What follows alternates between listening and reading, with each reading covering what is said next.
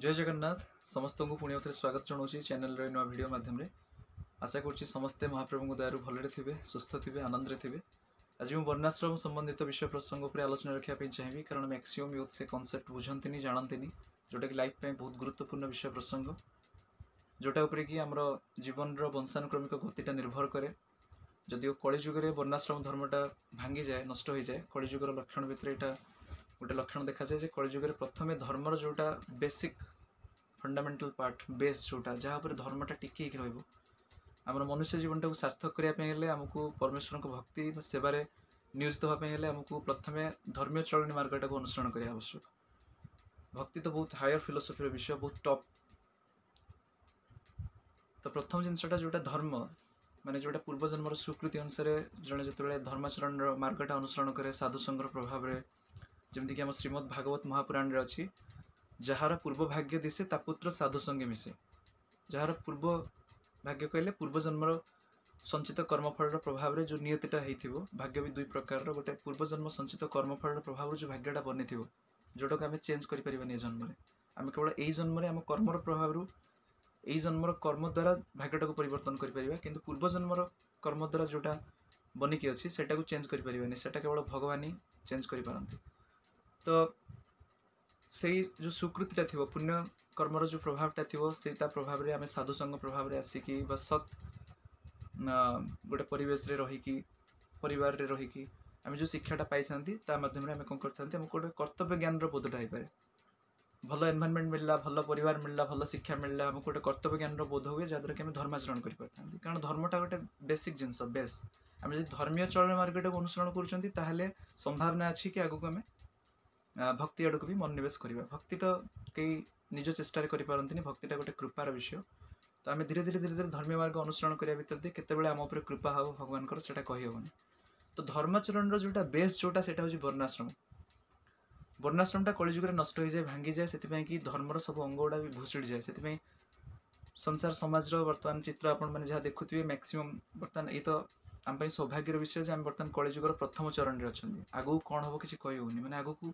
आहरी जुग सभ्यता ध्वस्त विध्वस्त होवार संभावनाटा बेसी रोचे। आम कलिजुगर प्रथम ये 5000 वर्ष बीती जावा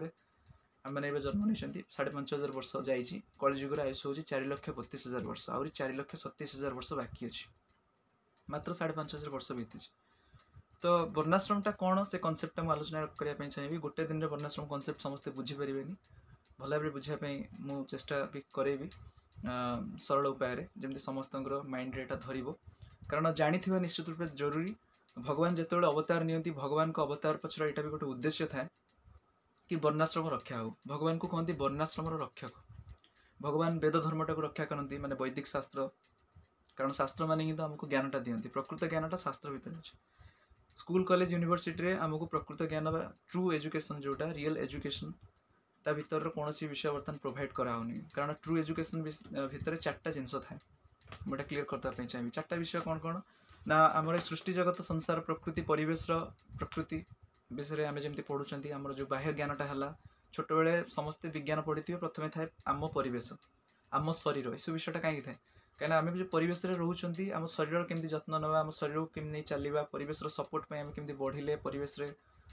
को वस्तु उद्भिद पशु पक्षी कीट पतंग एम विषय में पढ़ुं। तो परिवेश प्रकृति संसार सृष्टि जगतर नियम किसीटा अच्छी सृष्टि जगत जो चलती संसार चलती तार कि गोटे नियम अच्छी सब जिन नियम गोटे सिस्टमेटिक प्रिंसिपल को फॉलो करके चलती गोटे प्रोसेस भीतर दी। तो आम मानक से नियम विषय अधिक डिटेल्स किसी कहुनी स्कूल कॉलेज टेक्स्ट बुक रे भी ना पढ़ा भी होनी। तो सृष्टि जगत संसार नियम आम शरीर मन इंद्रियर प्रकृति आम मन को आम केमती खुशी कर दे पारिबा मन रे कौन एमती कले आम मन रे शांति फेरी आसी पारिबो आम मन रे आनंदित हो पारिबा आनंदटा को आम रखी पारना कन्स्टांटली सब साइतिकी सुख दुख भितर दे आमको गति करने पड़ुची। तो संसार जीवन चक्र प्रक्रिया रही भर शरीर मन इंद्रियर प्रकृति रही पुणी कर्मफल रही कर्तव्य ज्ञान रही। तो ये सब गोटे ट्रू एजुकेशन विषय ता भर भगवान का प्रसंग रही भगवान का प्रसंग भितर दे भगवान जो लीला रहा अवतार रहा भगवान शिक्षा रहा ये सबटा भितर दे आम ज्ञानटा हुए। तो आगुरी प्राचीन गुरुकुल पद्धति सब शिक्षा दिया उपनिषद ज्ञान था बर्तमान से सब किसी ना। तो स्कूल कॉलेज यूनिवर्सिटी आम यू ज्ञानटा पाया भी एक्सपेक्ट करिया भी वृथा। तो से आमको बुझाई पड़ो धर्मर जो बेस जोटा सेटा वर्णाश्रम वर्णाश्रम 2टा शब्द रही गोटे वर्ण गोटे आश्रम। বর্ণ ବି ଯୋଉ ଚାରିଟା ରହିଛି ବର୍ଣ୍ଣ ଚାରିଟା ରହିଛି ବ୍ରାହ୍ମଣ କ୍ଷତ୍ରିୟ ବୈଶ୍ୟ ଶୂଦ୍ର ଏଇଟା ମନୁଷ୍ୟକୃତ ନୁହେଁ ଆକୁ ମଣିଷ ବନେଇନି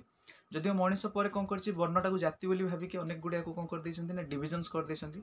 ଆମେ ବିଭିନ୍ନ ପ୍ରକାର ଯୋଉ ଜାତି ଦେଖୁଛନ୍ତି ମାନେ ଟାଇଟଲ ସରନେମକୁ ନେଇକି ଆମେ ମାନେ ଯୋଉ ଜାତି କଥା ବିଚାର କରିଦଉଛନ୍ତି ଭେଦଭାବ ବୁଦ୍ଧି ଆମର ରହିଛି ଉଚ୍ଚ ନିଚ ମନୋଭାବ ରହିଛି ଅସ୍ପୃଶ୍ୟ ମନୋବୃତ୍ତି ରହିଛି ତ ଏଇଟାକୁ ଭଗବାନ ବନେଇ ନାହାନ୍ତି ବର୍ଣ୍ଣର ଇଂଲିଶଟା ହଉଛି କାଷ୍ଟ କିନ୍ତୁ ଆମମାନେ କଣ କରୁଛନ୍ତି ବର୍ଣ୍ଣଟାକୁ ଜାତିରେ ପରିଣତ କରିକି ତାକୁ କାଷ୍ଟ ବୋଲି ଭାବି ଦେଇଛନ୍ତି ଏଇଟା ହେଲା ଆମ ମାନ ସଭ୍ୟତାରେ ବର୍ତ୍ତମାନ ଏଇଟା ଗୋଟେ ଅଳିଆ ପଶିଯାଇଛି ତ ଟାଇଟଲ ସରନେମ ର ଯୋଉ ଜୀବିକାଟା ଜଣା ଯାଉଛି ସେଟା ଜୀବିକା ଆଧାରରେ ଜୀବିକା ବା ବୃତ୍ତିଗତ ଆଧାରରେ ଯୋଉ ଟାଇଟଲ ସରନେମ ହେଇଛି ସେଇଟାକୁ ଆମେ ବିଚାରକୁ ନେଇପାରିବା ତେଣୁ ପ୍ରତ୍ୟେକ ଜୀବିକାର ଯେହେତୁ ସମାଜରେ ଗୋଟେ ମହତ୍ତ୍ୱ ରହିଛି ଆମକୁ କଣ କରିବାକୁ ପଡିବ ସେଇଟାକୁ ସମ୍ମାନ କରିବା ପାଇଁ ପଡିବ ସ୍ୱୀକାର କରିବା ପାଇଁ ପଡିବ କାରଣ ସମାଜରେ ଦର୍ଜୀଙ୍କର ଆବଶ୍ୟକତା ରହିଛି ତନ୍ତୀର ଆବଶ୍ୟକତା ରହିଛି ତେଲିଙ୍କର ଆବଶ୍ୟକତା ରହିଛି କମାରର ଆବଶ୍ୟକତା ରହିଛି ବାରିକର ଆବଶ୍ୟକତା ରହିଛି କୁମ୍ଭାରର ଆବଶ୍ୟକତା ରହିଛି ବଣିକର ଆବଶ୍ୟକତା ରହିଛି ମୋଚିର ଆବଶ୍ୟକତା ରହିଛି